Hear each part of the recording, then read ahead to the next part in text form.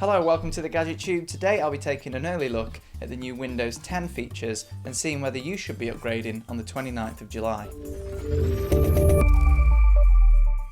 Now, one of the great big features of Windows 10 is actually an old feature. They brought back the start bar, which is amazing because nobody liked using the touch interface, especially on a desktop or laptop without a touchscreen. One of the great new features in the start bar is the new search functionality, which includes Cortana, which is a new speech search function, a lot like Siri and a lot like Google Now, but built into Windows.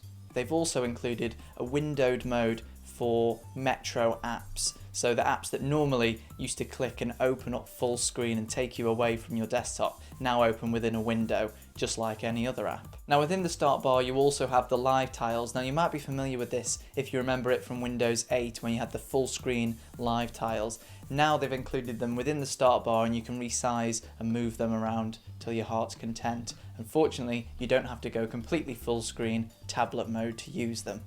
There's a new Action Center, which comes with lots of quick buttons at the bottom, which are really handy and accessible. I found these quite useful when just generally using the computer. Now, the File Explorer won't look too different to you, but one thing Microsoft are trying to push is the OneDrive system. A lot like Dropbox or Google Drive, they're trying to integrate it in with the system and try and get you to sign up as soon as you install Windows.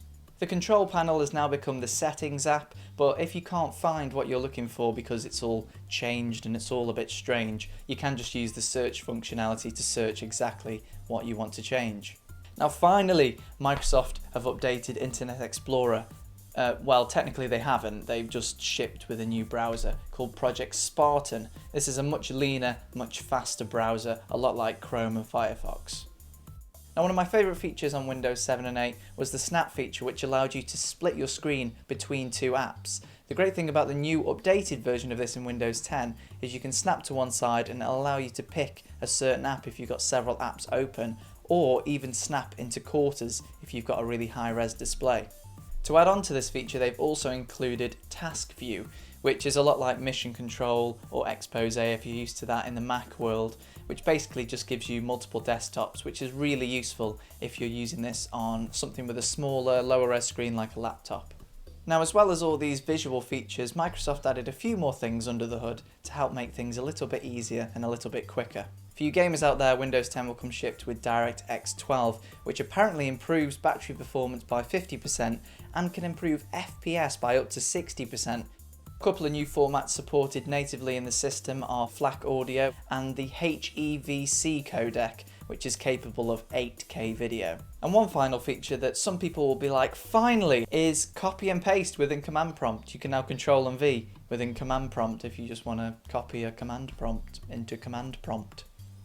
So now you've seen all these new features, should you upgrade on the 29th of July? I've definitely enjoyed using Windows 10. Having the proper start bar back and having the system work within the desktop rather than try and jump out to the Metro interface has been a big improvement. On a computer that's a bit more mission critical, like my editing computer, which is currently running Windows 7, I might leave it a little bit before I install the update. If you get it within the first year, Windows 10 is actually free. The general rule of thumb is every other Windows is a good one, and well, Windows 8 wasn't great, so it must mean this one's good.